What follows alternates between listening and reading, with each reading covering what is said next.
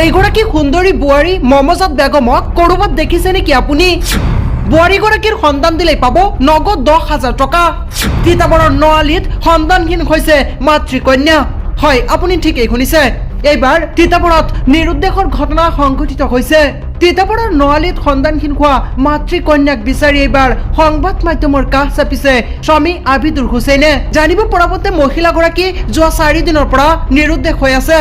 তিতাবৰ থানাত এজাহাৰ দাখিল কৰিছে স্বামী আবিদুল হুছেইনে। বৰ্তমানলৈকে কোনো সন্ধান পোৱা নাই স্বামীয়ে বহুতেই বিচাৰ খোচাৰ কৰাৰ পিছতো ক'তো সন্ধান নোপোৱাত এতিয়া পৰিয়ালৰ মাজত হাহাকাৰ অৱস্থা হৈ পৰিছে। বৰ্তমানে মহিলাগৰাকীৰ লগত থকা মোবাইল ফোনটো অফ হৈ আছে বুলিও জানিব পৰা গৈছে। সংবাদ মাধ্যমৰ আগত স্বামী আবিদুল হুছেইনে কয়, যদি কোনোবাই মহিলাগৰাকীৰ সন্ধান দিব পাৰে, অৰ্থাৎ এইগৰাকী মহিলাক যদি ক'ৰবাত কোনোবাই দেখা পাইছে আৰু মহিলাগৰাকীৰ সন্ধান দিব পাৰিলে 10,000 টকা পুৰস্কাৰ হিচাপে আগবঢ়াব স্বামী আবিদুল হুছেইনে। বান্ধৱীৰ ঘৰত বিহু খাবলৈ বুলি কন্যাৰ সৈতে ঘৰৰ পৰা ওলাই যোৱা পত্নী 4 দিন উকলি যোৱাৰ পিছতো ঘৰলৈ উভতি নাহিল।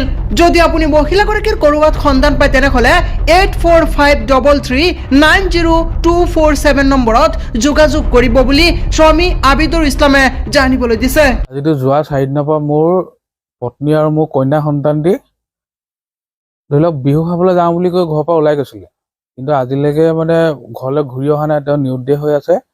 এজাহাত দিছোঁ থানাত।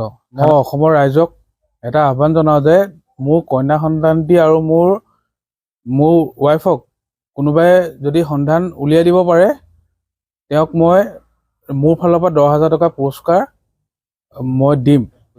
সকলোৰে ঘৰত কৈছোঁ, কাৰো ঘৰলৈ তেনেকৈ যোৱা নাই বুলি কৈছে।